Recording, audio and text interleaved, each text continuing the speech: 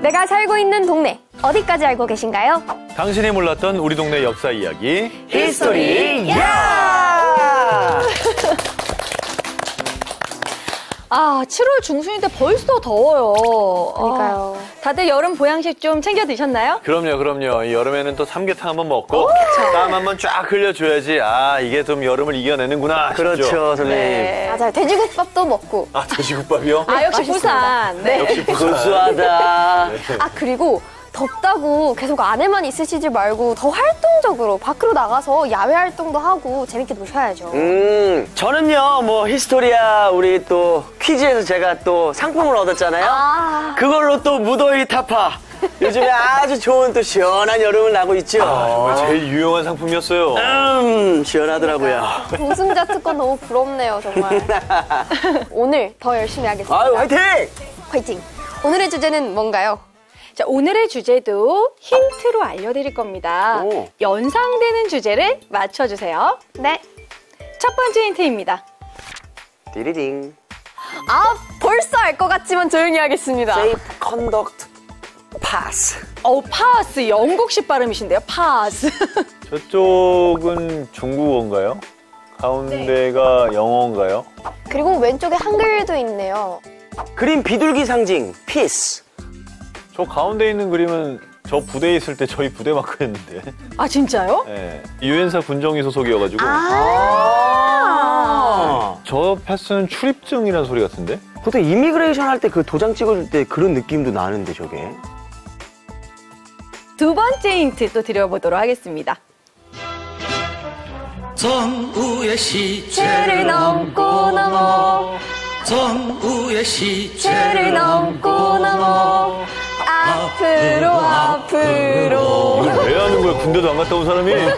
여러분 저 하면 생각나는 거 없나요? 이끌어 우리는 전진한다. 뭐야, 어떻게 다 알아? 난 전혀 모르겠는데? 기에 맺힌 적군을 무찌르고서 이걸 다 아는 게 신기하다. 떨어져간 전우야 잘 자라. 전우야 잘 자라. 아, 여러분 모르시겠어요? 이 노래 한석준 씨 어렸을 때 들어보지 않았나요? 아니, 어렸을 때 저희 고무줄 할 때 하던 노래잖아요. 맞아요, 네. 아 근데 군대에서도 많이 했으니까. 네. 근데 전역한 지가 20년이 지났기 때문에 가사까지는 기억이 안 나요.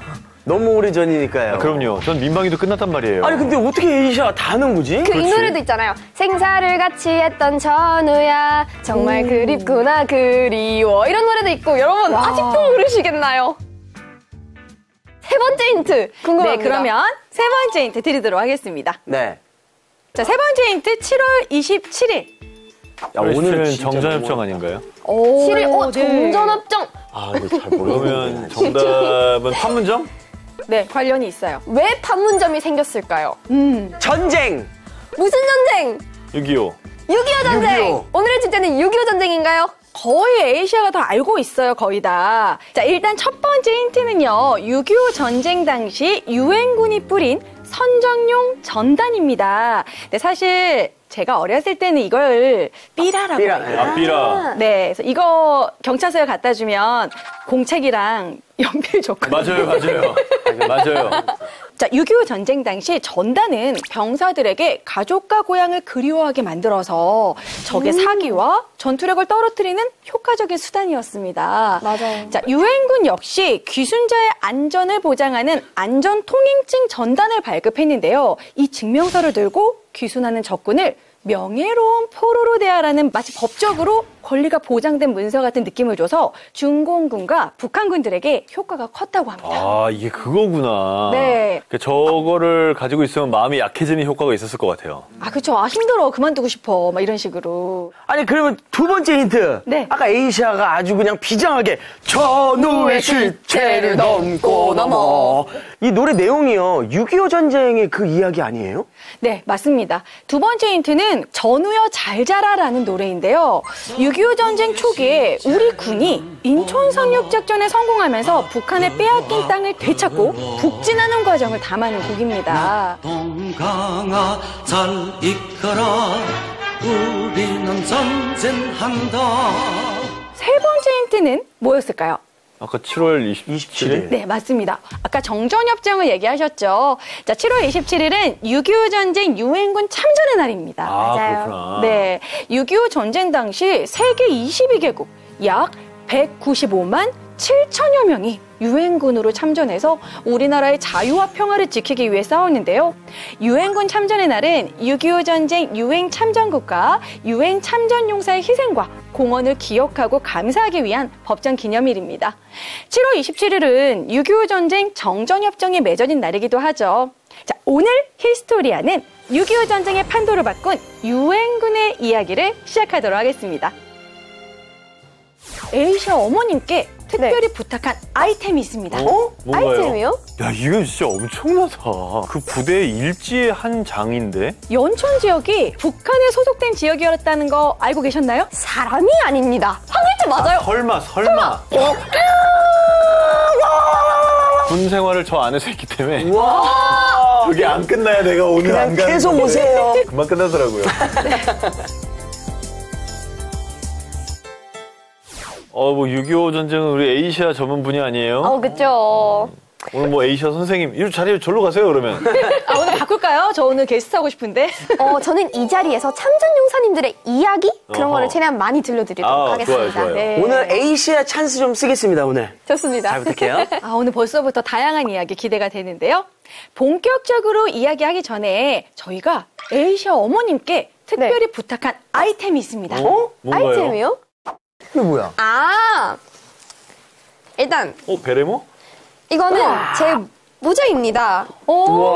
이거 한번 쓰고 사진 올린 적 있지 않아요? 네, 맞아요. 네. 참전용사님들이 좋아하셔서 군복을 입고 참전용사님들을 만나뵈러 갔었거든요. 여기 보면 배지가 진짜 많잖아요. 엄청 많아요. 다 직접 참전용사님들께 받은 배지예요. 이거 귀한 건데. 네, 제일 처음으로 받은 배지가 제일 큰 이 영국에서 받은 2017년도 때 영국에서 받은 거고, 이거는 캐나다 프린세스 패트리샤 PPCLI라고 프린세스 패트리샤 캐나다 왕립 교보병연대 그래서 받은 거고요. 오늘 뭐야? 글로벌하다. 네. 그리고 프랑스, 여기도 네덜란드, 미국 미국, 국기도 보이네요. 캐나다도 그리고 있고. 필리핀도 있고, 네. 도마뱀 뭐예요, 도마뱀? 와. 도마뱀도 네덜란드에서 네덜란드. 참전용사님이 주셨습니다.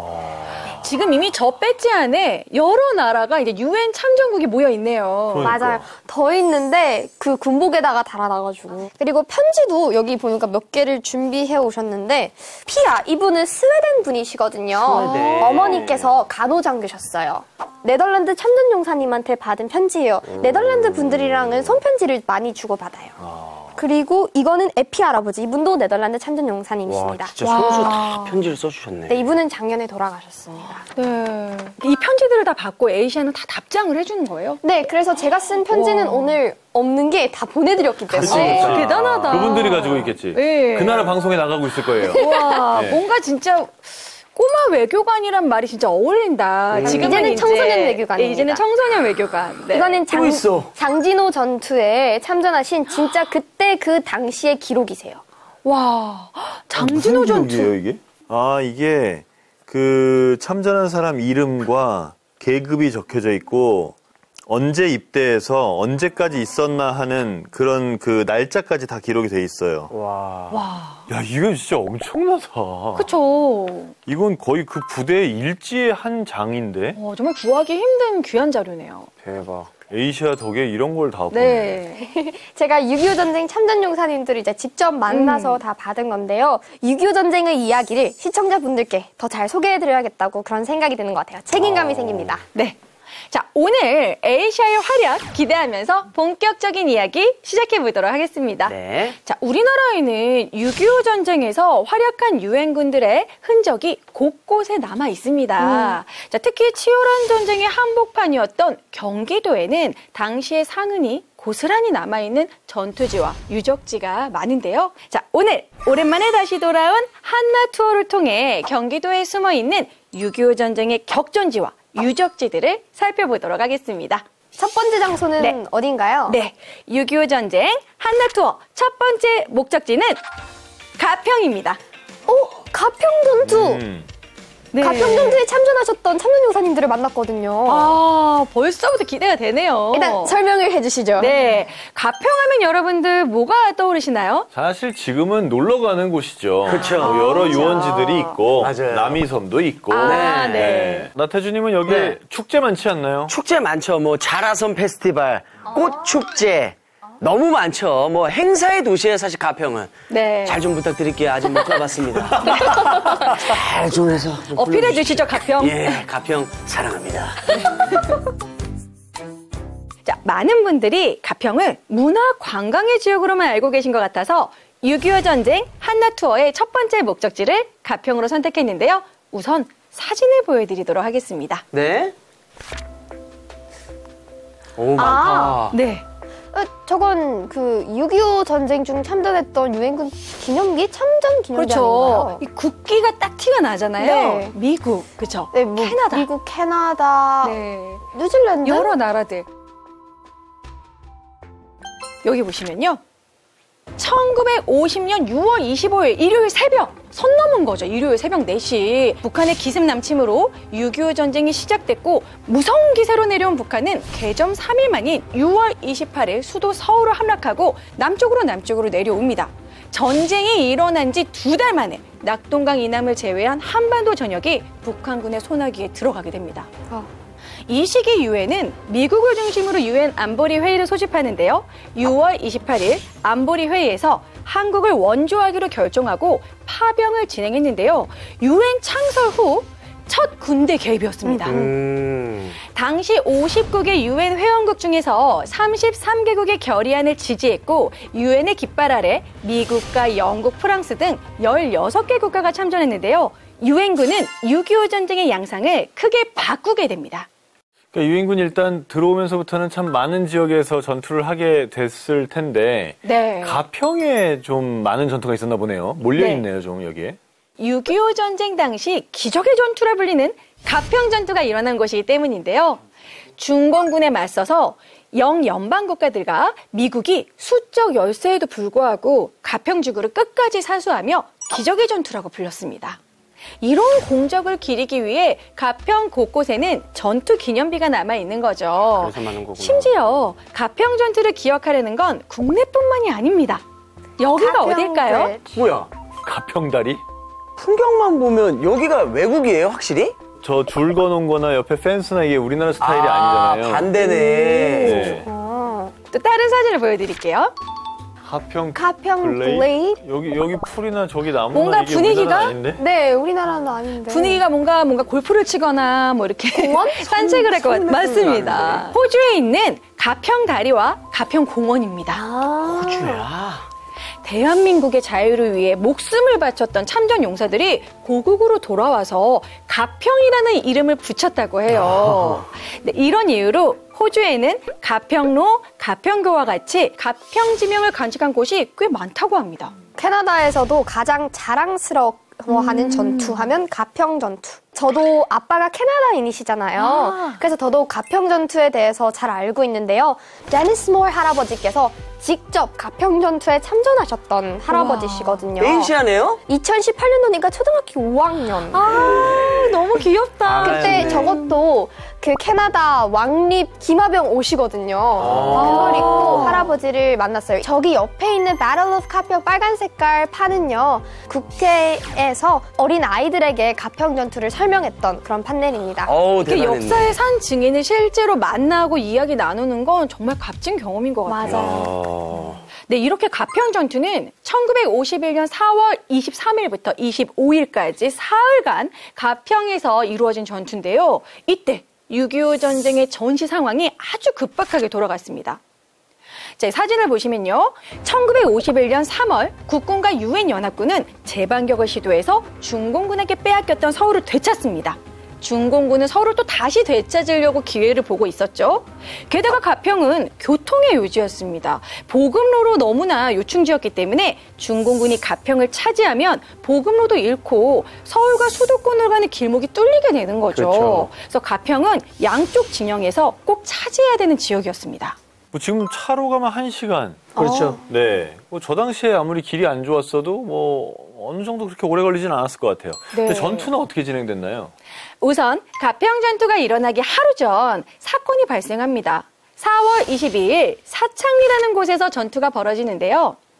미8군 사령부는 가평을 지키기 위해 미 해병 1사단과 국군 6사단을 양쪽에 배치합니다. 당시 중공군은 미군의 화력을 두려워한 나머지 상대적으로 전력이 약하다고 판단한 국군 6사단 지역만 집중적으로 공격을 합니다. 야, 좀 치사하네요. 너무했네. 아니, 우리 군 이제 어떡합니까? 결국 국군 6사단의 방어선이 뚫리면서 국군은 큰 위기를 맞이하게 됩니다. 이후 6사단은 가평으로 후퇴하지만 중공군이 끈질기게 국군 6사단을 따라갔고 가평에서 전투가 발생하게 되는 것이죠.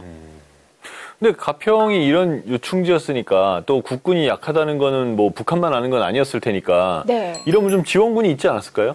맞습니다. 이때 중공군을 가로막은 부대가 바로 연연방 27여단입니다. 이름에서 알 수 있듯이 캐나다, 영국, 호주, 뉴질랜드 부대들의 연합이었죠. 하지만 문제가 있었어요. 뭔 문제요?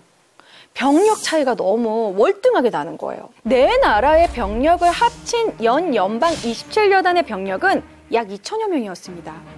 하지만 국군을 추격해오던 중공군은 약 1만 명이었어요. 와. 절대적인 열세였던 거죠. 병력이 사실 2배도 많은 건데 네. 5배. 5배가 많은 상황에서 사실 이게 제대로 전투가 됐을까요, 당시? 아주 어려운 상황이었죠. 말도 안 되죠. 심지어 중공군이 기술이 더 좋았어요. 캐나다에 비교하면 네. 이때 당시 캐나다는 제1차 세계대전 무기를 사용하고 있었고 중공군은 최신 무기를 사용하고 있었다고 해요. 연연방 27여단은 밀려오는 중공군과 사흘간의 치열한 전투 끝에 무려 5배가 넘는 중공군의 집요한 공격을 물리치고 가평을 사수하는 기적을 만들게 됩니다. 아, 가평 전투의 승리로 북한과 남쪽에 방어선을 구축할 시간을 번 국군은 서울에서 춘천까지의 주 보급로를 확보하고 중공군에 막대한 피해를 주게 되는 거죠. 맞아요. 이때 캐나다의 활력도 정말 컸습니다. 국군이 이제 후퇴를 했잖아요. 네네. 그리고 호주랑 영국 모두가 다 후퇴했을 때 그 후퇴하는 군을 지켜야 하는 사람이 있어야 되잖아요. 그렇죠. 그게 바로 캐나다 군이었어요. PPCLI, Princess Patricia Canadian Light Infantry라는 부대인데요. 아까 그 배지. 네, 맞아요. 아까 전에 보여드렸던 아. 배지. 그래서 그 부대는 총 700명밖에 없었어요. 그 700명이 5,000명을 물리친 겁니다. 심지어 다 와. 둘러싸여져 있었어요. 기적을 만든 거네요. 네. 나였어도 만약에 여기 전투에 참가했다면 네. 죽을 때까지 얘기할 것 같아. 나 때는 말이야. 너무 자랑스러우니까. 그때는 포탄이 날아오는 게 보였어. 보고 피했다? 이렇게 말이야. 너 할 수 있겠어? 하나쯤은 잡아서 다시 던졌지. 아, 이 남자분들 군대 얘기, 그쵸? 그러니까요. 근데 이런 생생한 이야기를 제가 직접 들었거든요. 아. 캐나다 군으로 참전했던 데니스 무어 참전용사님과 인연이 있습니다. 아까 전에 말했던 PPCLA가 북쪽으로 전진을 할 때 잠시 쉬었는데요. 그 쉬었을 때 이 가족이 처음으로 김치를 맛보게 해줬다고 해요. 김치를 처음 맛보셨던 곳. 네. 아, 이분들은 뭐라도 도와드리고 싶어서 그 전방에다가 총을 나눠줬던 그런 사람들이다. 다 데니스 무어 할아버지께서 직접 찍은 사진들이에요. 와. 진짜 역사적 자료다. 이 사진은 아이스하키 경기하는 것 같잖아요. 네. 캐나다에서 한국까지 먼 땅으로 온 군인들은 향수병에 시달리셨다고 해요. 그러다 겨울이면 임진강이 얼어서 아이스하키를 할 수 있다라는 사실을 알게 된 거죠. 그 위에서. 그래서 이 소식을 들은 캐나다 국방장관은 군인들의 사기를 위해서 직접 장비를 공수해줬고 군인들은 임진강에서 아이스하키를 하며 고향 생각을 달랬다고 해요. 아니 어쩐지 왜 장비가 있나 하고 보고 있었어요 지금. 아, 여기가 임진강이죠. 임진강이었네. 네, 그 데니스 무어 할아버님께서도 직접 이 얼음 위에서 아이스하키를 하셨어요. 그리고 2018년도에 제가 데니스 무어 할아버지를 만나 뵀다고 했잖아요. 네. 임진강에서 아이스하키를 했다는 것을 기억하기 위해서 매년 임진 클래식이라는 그런 행사를 캐나다에서 하고 있는데요. 이때는 평창 올림픽 했던 시기라 한국에서 직접 임진강 위에서 다시 재현한 사진이 바로 저 사진이에요. 와. 저렇게 하면서 향수병을 달랬기 때문에 그 덕분에 전투에서 큰 성과를 낼 수 있었던 걸 수도 있어요. 그렇죠. 6.25 참전용사님들은 PTSD를 겪고 계시는 분들이 정말 많거든요. 근데 그 중에서 찰스 윗버라는 미국 참전용사님은요, 한국에 다녀간 이후로, 그리고 저랑 얘기를 한 이후로 PTSD가 좀 괜찮아진 것 같다고, 이렇게 한국의 발전된 모습을 보고 또 한국의 아이들을 직접 만나고 나니까 훨씬 괜찮아졌다고, 자기는 다시 돌아가더라도 꼭 6.25 전쟁에 다시 참전할 거라고 그러시더라고요. 감동. 그래서 정말 참전용사님들이 얼마 남지 않았습니다. 지금 살아 계실 때 감사하는 마음을 전해야 되고 그분들의 이야기가 미래 세대에도 계속 이어질 수 있도록 알려야 합니다. 군은 가평전투가 일어났던 4월 21일 전후에서 연연방 참전비에서 매년 가평전투 기념행사를 개최하고 있습니다. 자, 그리고 2023년에는 연연방 4개국이 활약한 가평 일대에 자전거 도로를 11km 이렇게 만들어서 가평 전투의 길로 명명하여 참전 용사들에 대한 희생과 헌신의 감사를 표하고 있습니다. 힐링하면서 또 역사적인 공부도 하고 일석이조네요, 말 그대로. 그렇죠. 네. 뭐 6.25 전쟁 한나투어 첫 번째부터 괜찮은 데를 소개를 해주셨습니다. 네. 다음은 어디로 갑니까?